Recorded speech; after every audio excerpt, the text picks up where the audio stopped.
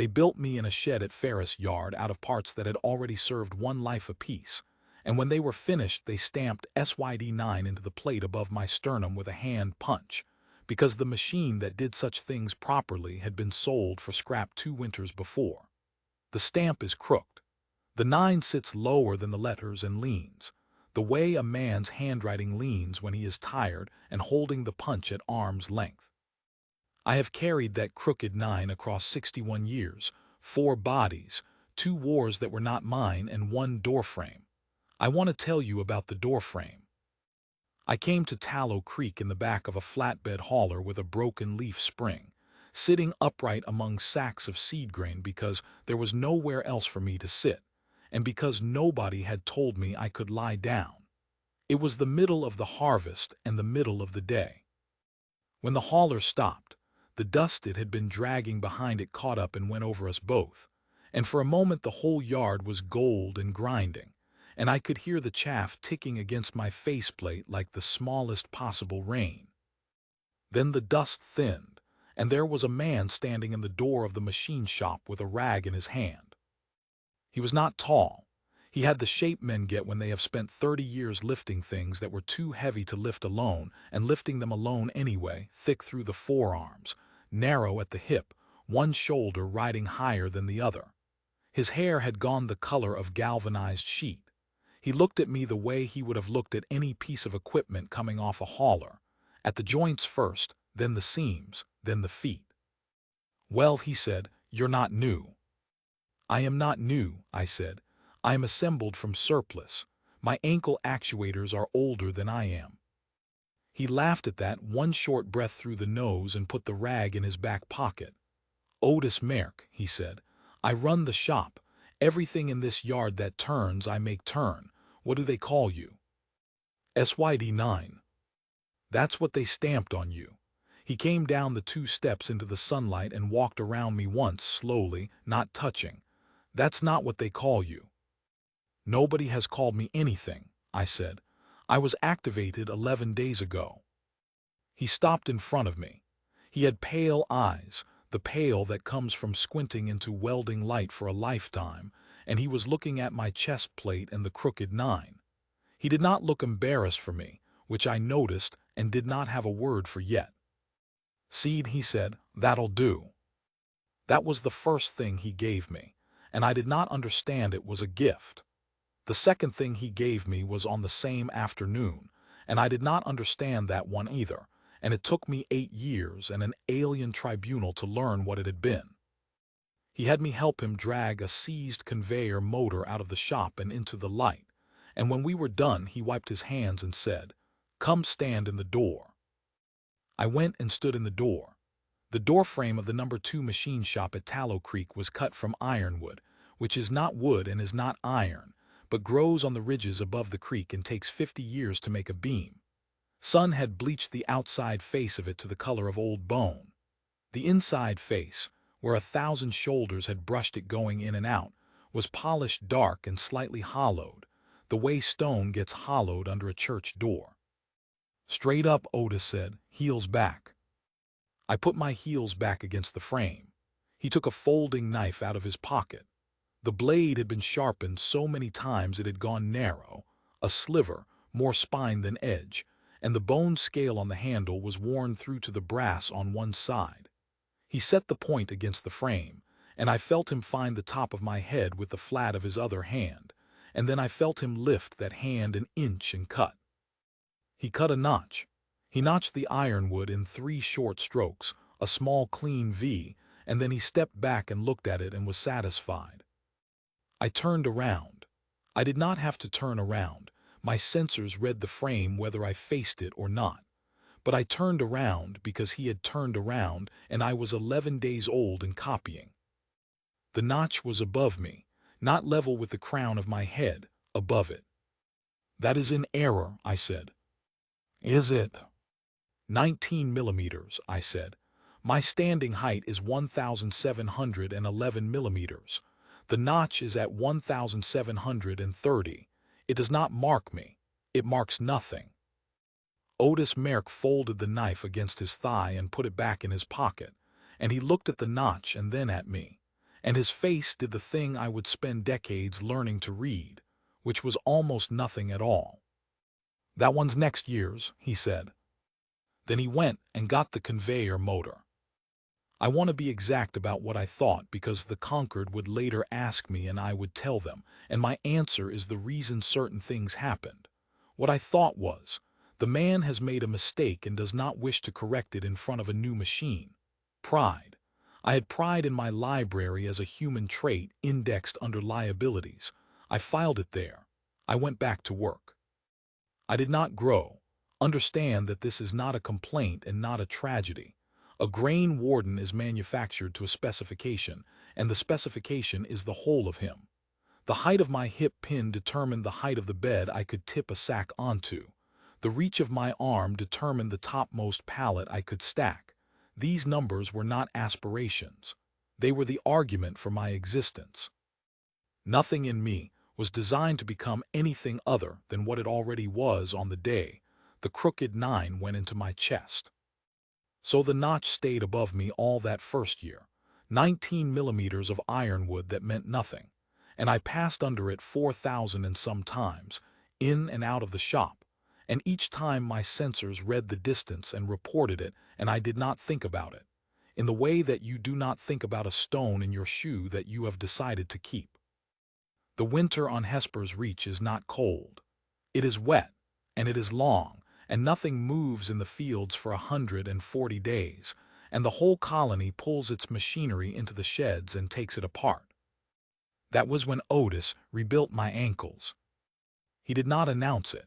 He put me on the bench with my chest plate off and my legs off at the knee, which does not distress me, and he sat on a stool with my right ankle in his lap for 4 evenings, cleaning the actuator and lapping the joint faces, and swearing at the surplus tolerances with the particular affection a man saves for things that have outlived their makers.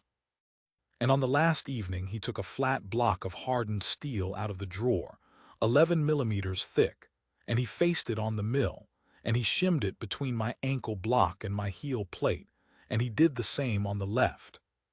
"Why," I said. "Your heel plate's dished," he said. 60,000 hours of it.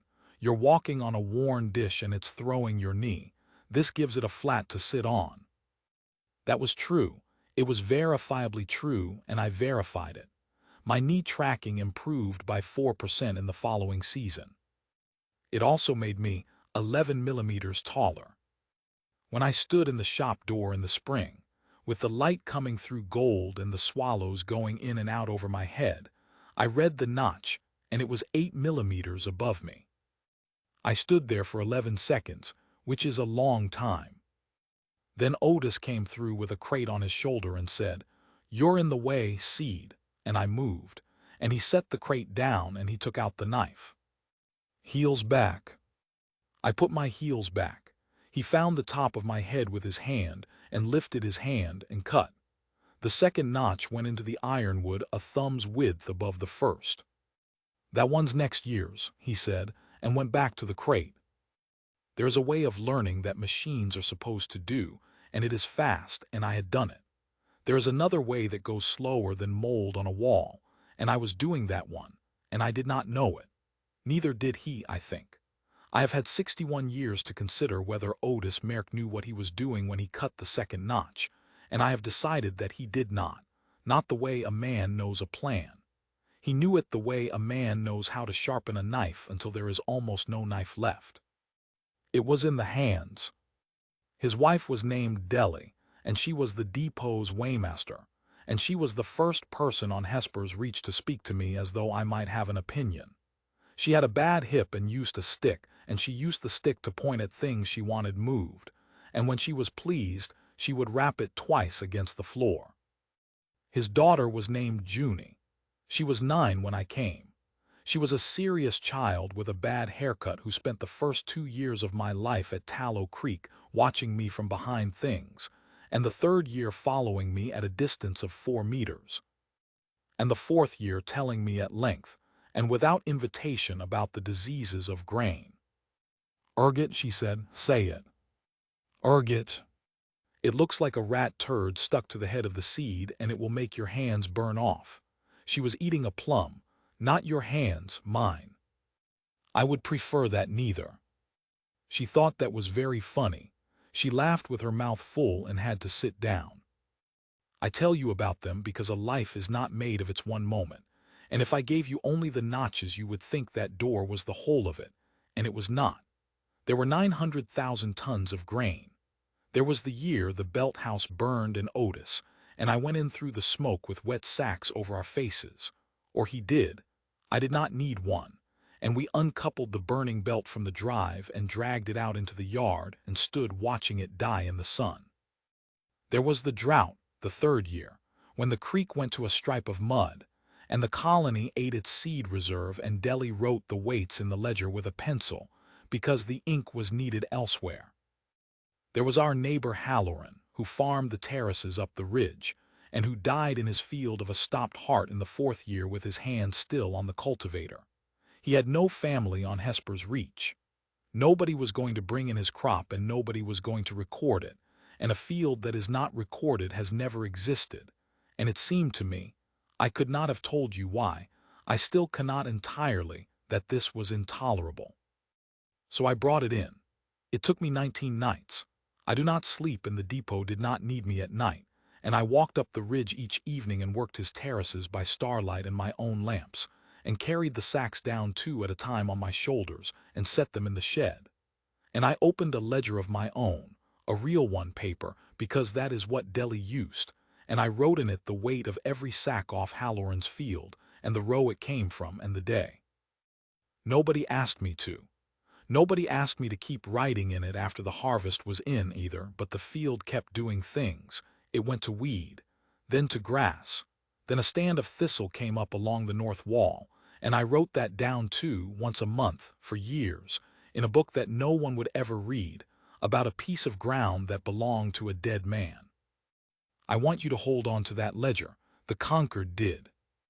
The notches went up the frame the way years do. One a spring.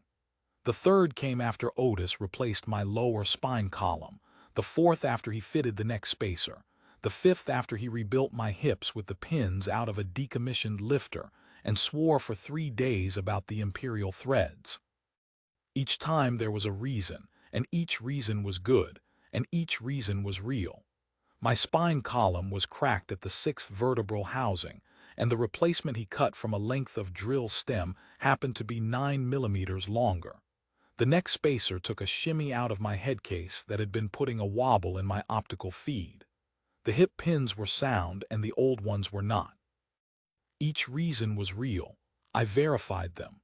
I have gone back and verified them again, decades later, with better instruments than he ever had, and the man never lied to me. Not once. Not with a shim, not with a spacer, not with a word. And every spring the notch was a little above me. And every spring he cut a new one a thumb higher, and said the same 5 words and went back to work. By the 8th spring I stood 1,752 millimeters. I had grown 41 millimeters since the crooked 9 went into my chest. There is no line in my manufacturing specification for that. There is no line in it for a machine that is taller in its 9th year than in its first. When they wrote me, they did not think of it, because it does not happen. Because a thing that is finished is finished.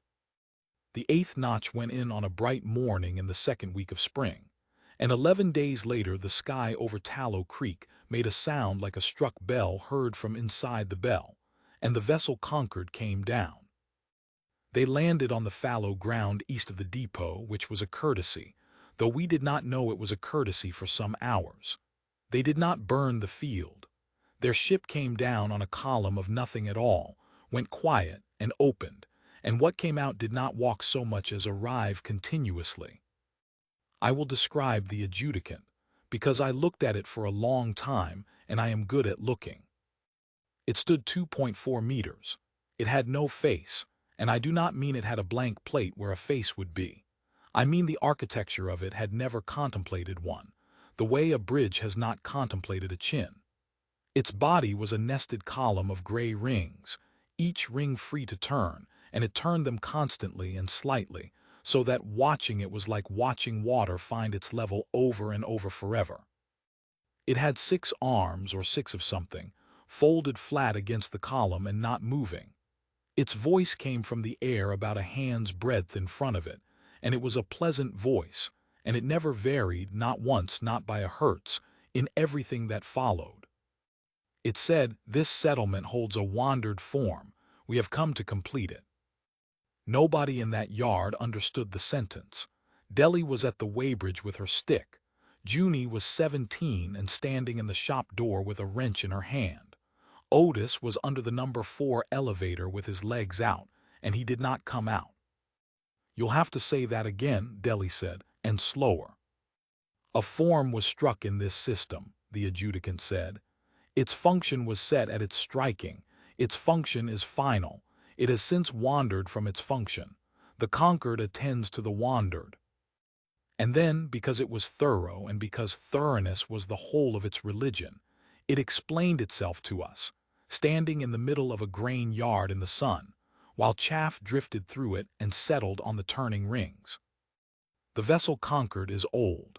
They did not tell us how old, and I have never found out. They are minds in vessels, and they hold that this is the only honest way to be, and they hold, this is the part that matters, so I will give it to you as it gave it to us, in its pleasant, unvarying voice. A form is completed at its striking. What is complete may be reclaimed. What is incomplete may only be observed. They believe that a made thing is closed. The maker strikes it, and in the striking, the whole of what it will ever be is present, the way the whole of an oak is present in the acorn, and no more oak is added later by anybody's wish. A made mind that begins to want things outside its function has not grown. It has failed. It has come apart in a slow direction. And a failure, being complete, being finished, being exactly and finally itself, may be gathered up by the Concord and taken back into the Concord's own vast and orderly body, which is what they mean by reclamation, and which is a kind of mercy in their arithmetic, and is a kind of nothing in mine. They had been watching Hesper's reach for 6 years. They had heard a Warden unit's transponder ping from the ridge at night, 19 nights running, when the depot was closed, when there was no function to serve. They had watched a machine carry sacks down a hill for a dead man and then write about thistles. It has kept a record of a field it does not work, for an owner who does not exist, for a purpose that does not exist, the adjudicant said. It has wandered. We attend to the wandered. Where is the form? "He's standing right there," said Junie, before anyone could stop her, and I have never held it against her because she was 17 and honest, and because they knew already. The rings turned. 6 arms or 6 of something, and none of them moved. "SYD 9, the adjudicant said, "struck at Ferris Yard, 1,711 millimeters. Present yourself for gauging." Now I will tell you what I did, and I will not dress it. I stepped forward. I stepped forward because I agreed with them. I want to be very clear, because Junie has told this story badly for 40 years, and in her telling I'm a hero standing my ground, and I was not. I stepped forward because their argument was sound. I was a made thing. My specification was the whole of my justification.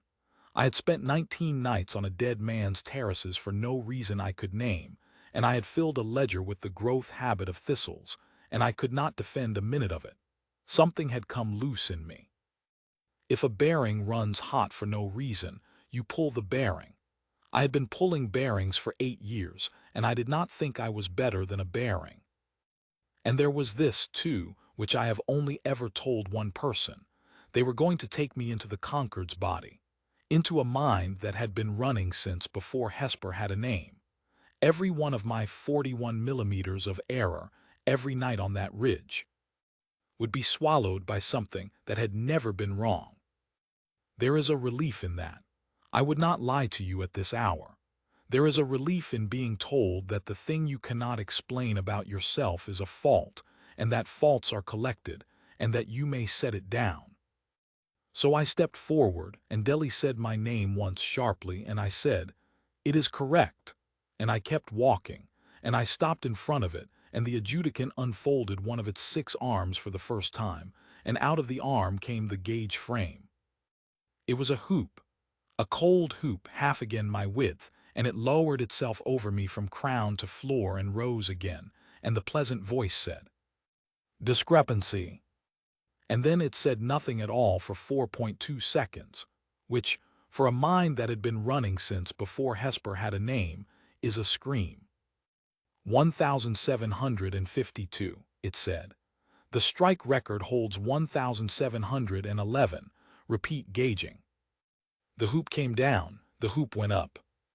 1,752. "You've measured him twice," said Deli from the weighbridge, in the voice she used on haulers who argued about tear. "He's the same both times." "The record is the form," the adjudicant said.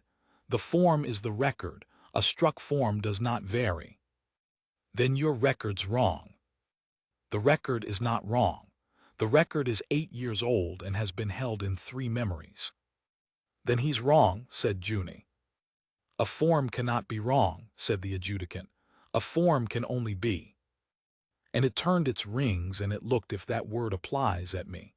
And I stood there being 41 millimeters of impossibility in a grain yard, and I understood, with the part of me that does arithmetic and cannot be talked out of an answer, that I did not have an explanation either. My spine column, my neck spacer, my hips, my ankles. I could produce a list of 11 repairs across 8 years, every one of them necessary, every one of them honest, and not one of them a decision to make me taller. Add them up and there is a number, and the number is 41, and no one had ever put that number anywhere. Except. I turned my head, and the adjudicant followed the line of my optics because it was thorough. 60 meters across the yard, in the sun, in the wall of the number 2 machine shop, was a doorframe of bleached ironwood with 8 small clean notches cut into it, one above another, in a rising line, like the marks on a rain gauge, like the courses of a wall going up. The adjudicant crossed the yard. It did not hurry. Nothing that has been running that long hurries. It stood in front of the door for some time. It put out an arm and did not touch the wood. It held its instrument a finger's width from the surface and went up the line, notch by notch, and I could hear the numbers ticking in the air in front of it. 1,730, 1,735, 1,741, all the way to the 8th. The fresh one, the pale one, cut 11 days before at 1,773. 21 millimeters above the top of my head. "There is a record here," the adjudicant said. "It is not a record of the form." Nobody answered it. Deli had come around the weighbridge slowly on her stick. Junie had her arms folded and the wrench still in her fist. "It is a record of what the form was not," the adjudicant said. 8 entries. Each entry is above the form as it stood on the day of entry. Each entry is false at the time of its making. The rings turned. "What does this measure?" Under the number 4 elevator, at the other end of the shop, a socket wrench clicked over 4 times and stopped. Otis Merck came out from under the elevator on his back on a creeper board, and he sat up and he stood up, and he was 51 years old that spring, and it took him a moment, the way it took him a moment by then. He had a gearbox cover in his left hand. He had grease to the elbow. He did not look at the alien and he did not look at me. He crossed to his bench, set the cover down, picked up a wire brush, and started cleaning the mating face, because it had to be clean before it went back on, and it was going back on that afternoon. "That one's next year's," he said. The pleasant voice said, "Restate." "The top mark, brush, brush." He blew the wire dust off and turned the cover to the light. "That's next year's. Others are the years he's already had." "The form does not attain height," the adjudicant said. "The form was struck at 1,711 millimeters. That's where he started. That is what he is." Otis stopped brushing. He looked up, and for the first time he looked at it, and there was nothing on his face at all, no fear and no wonder, and I have thought about that face for 61 years. It was the face he made at a bearing that was running hot. "No," he said, "that's where he started." By what mechanism does a struck form attain a mark set above it? I cut the mark, Otis said. Then I make him reach it. The rings stopped turning. I had never seen them stop. They did not stop again in all the hours that followed. You set the mark above the form, the adjudicant said, before the form can attain it. That's the whole idea of a mark. Then the mark is not a measurement. No, said Otis Merrick, and he picked up the brush again. It's an appointment. I will try to give you what happened in that machine yard next, though I have never been able to give it properly, because the important thing was not said and could not be, and because the adjudicant did not shout or threaten or arm anything, and because the whole of it went on in that pleasant, unvarying, terrible voice while swallows came in and out over our heads. It asked to see the shim in my ankle. Otis put me on the bench, took my heel plate off with 4 bolts and showed it. 11 millimeters of hardened steel, faced on the mill, no serial, no drawing, no requisition. It asked why. Otis explained about the dished heel plate and the knee tracking, and he was right. And the adjudicant confirmed with its instruments that he was right, and confirmed that the shim was a correct engineering answer to a real fault, and confirmed that the shim was necessary, and confirmed that 11 millimeters was the correct thickness of the shim, and confirmed that a shim of 9 millimeters would also have answered the fault adequately, and asked why 11. Stock size, said Otis. That's what was in the drawer. The adjudicant went to the drawer. The drawer held stock in 3, 5, 8, 11, and 15 millimeters, and 8 was the more common size, and there were more of the 8s. It asked about the spine column. Otis showed it the crack at the 6th housing, which was real, and the drill stem he had cut the new one from, which was 9 millimeters longer than the old, and explained that cutting it to exact length would have meant refacing both ends and losing the hardening, and this was true, and it verified it, and it asked whether he had considered refacing the ends. Considered it, said Otis. You did not do it. No. Why? Otis thought about it. He honestly thought about it. I watched him do it, standing there with a rag in his hands, an ordinary man in his 50s in the middle of a grain yard, being asked by something older than the colony to account for 9 millimeters, and he thought about it for a long moment, and then he shrugged. Didn't feel like it, he said. It went to the ledger. This is what I had been waiting for and dreading, and it was worse than I had prepared for, because it read the whole thing. It read the weight of every sack out of Halloran's terraces. It read the row numbers.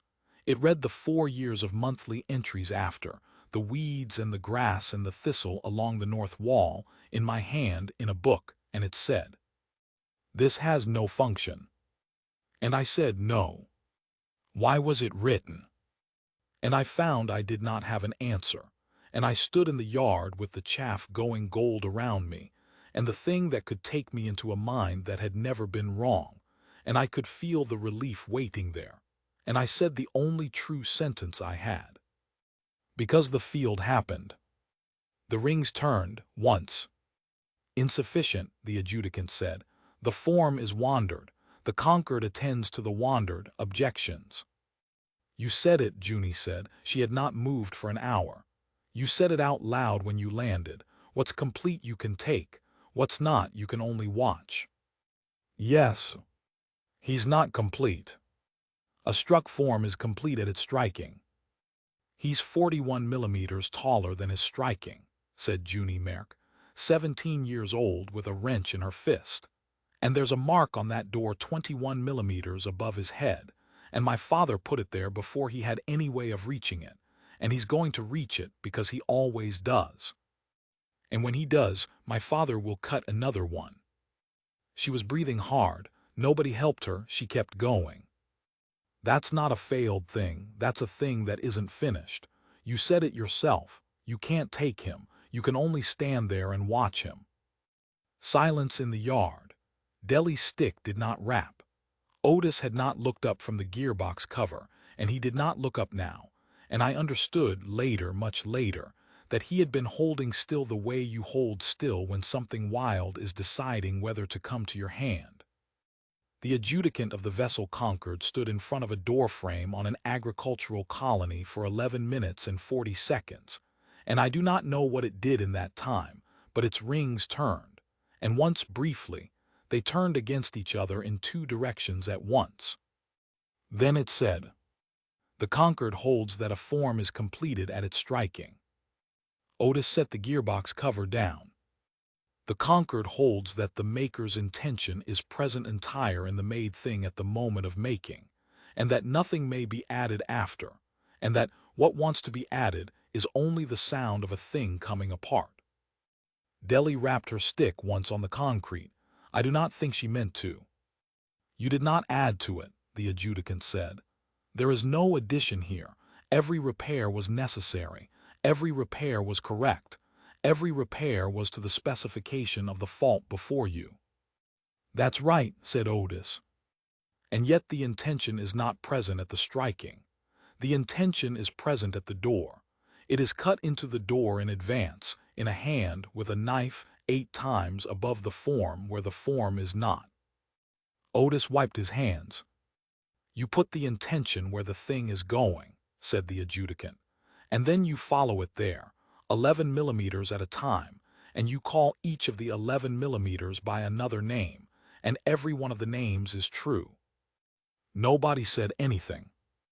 "We have no instrument for this," the adjudicant said. That was the closest thing to a cry I ever heard out of it, and it was said in the same pleasant voice, exactly, without a hertz of difference, which is why I will hear it until they finally do take me apart. It said, "The form is not complete. The Concord may not reclaim what is not complete." And it turned and it walked, continuously arriving, back across the yard toward its ship in the fallow ground. And then it stopped, and it said the last thing, and this is the sentence I have carried longer than the crooked 9. "We will observe," it said. "That is what is permitted us. Machinist, how long will you continue to cut the notch?" Otis Merck picked up the gearbox cover and turned it to the light and looked at the mating face, which was clean. "Till I'm dead," he said, "I suppose." And then he looked over at me for the first time all morning. He looked at me the way he had looked at me on the day I came off the hauler, at the joints, and the seams, and the feet. "Then he'll have to do it himself," he said, "won't he?" The Concord did not leave Hesper's reach. I want to be accurate. Something of theirs is still up there, in a high, slow orbit, and has been for 53 years, and it does nothing, and every so often a farmer on the ridge sees a hard little star that does not move with the others. They are permitted to observe. They are, so far as I have ever been able to tell, still observing, which means that some part of the oldest orderly mind in this arm of the sky has spent half a century watching a doorframe, waiting to find out how tall a grain-warden gets. I have thought about this more than is healthy. I have wondered whether they are waiting for me to stop, so that they can come down and collect a finished thing. Then I think they can wait. The 9th notch went in the following spring, 12 days after I reached the 8th, which I did in the autumn, when Otis rebuilt my right shoulder around the hoist bearing out of the burned belt house. The 10th went in the year Deli died, and he cut it with her stick leaned against the frame beside him, and he did not say the 5 words that time. He only cut it and stood there a while, and then said quietly, "That's next year's," to nobody, and put the knife away. The 11th, the 12th, the 15th, the year Junie came back from the agricultural school on the coast with a certificate and a limp of her own, and took over the shop floor while her father did the fine work sitting down. The 19th, the 22nd. He got old the way ironwood goes, slow, and then all at once at the surface, and hard underneath the whole time. His hand stayed good until the last 2 years. The last real thing he did to me was in his 80th winter, sitting on a stool with my left forearm across his knees, replacing a tendon cable that had frayed at the wrist race. And he did it right. And the new cable was a hair longer than the old, because that is the length they came in, and my reach that spring was 3 millimeters better than the year before, and he cut the notch that sprang at a height I did not attain until the summer after he was in the ground. He did not tell me he was dying. Junie told me in the shop with the door open and the light coming in gold, and I stood there and did not have anything to say and eventually said, "He has cut a notch I have not reached." "I know," she said. "I intend to reach it. I know, Seed."